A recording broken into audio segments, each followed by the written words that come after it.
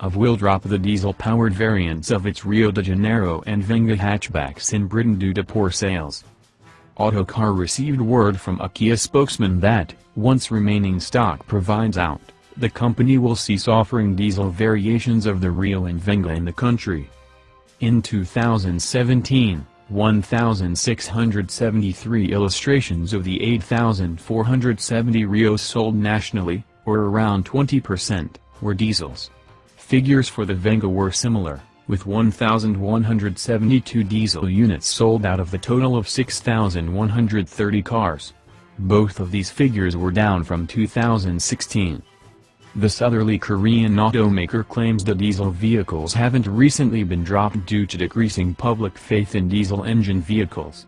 However, after Dieselgate, diesels have fallen away of favor across nearly all of Europe, so we really can't rule this away. Although Kia recently launched a fresh generation of the Rio, the Venga might not exactly take production for much longer. A year ago, Kia exposed that it would be difficult to justify keeping the Venga in development following the arrival of the 2018 Stonic.